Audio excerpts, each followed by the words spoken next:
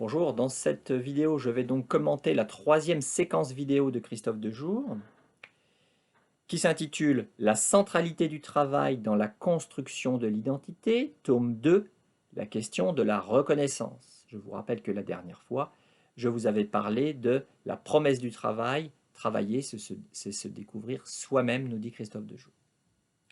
Donc j'en arrive maintenant au tome 2, de la centralité du travail dans la construction de l'identité. Que retenir de cette séquence vidéo? Le travail, nous dit Christophe Dejour, apporte une contribution, le travailleur, pardon, apporte une contribution à l'organisation du travail, comme je l'ai déjà expliqué dans le cours. Et en retour, le travailleur va attendre de sa contribution à l'organisation du travail, qui prend la forme du travail, il va attendre une rétribution. Cette rétribution, elle est avant tout morale et symbolique. Je vous rappelle que dans le cours, j'avais présenté deux formes de la rétribution matérielle et financière et la rétribution symbolique. Donc le plus important, c'est justement la rétribution symbolique, ou autrement dit la rétribution morale ou symbolique. C'est ça la reconnaissance selon Christophe Dejour. Au cœur de la reconnaissance, nous dit l'auteur, il y a le jugement d'autrui, comme je l'avais déjà expliqué dans le cours.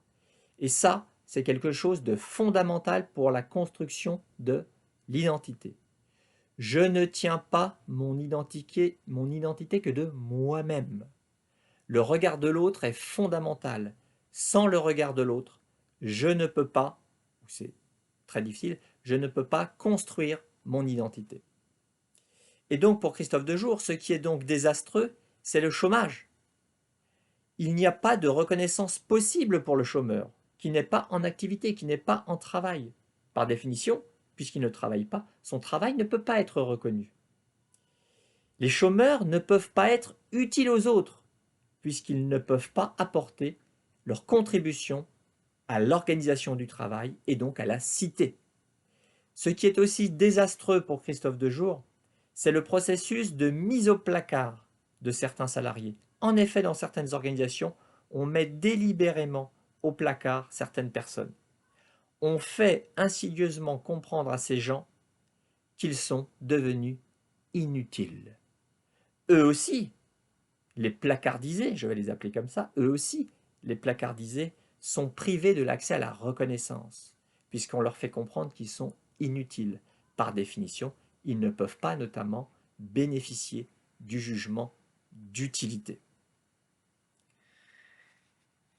Dans une prochaine séquence vidéo, je vous parlerai des rapports hommes-femmes dans le travail.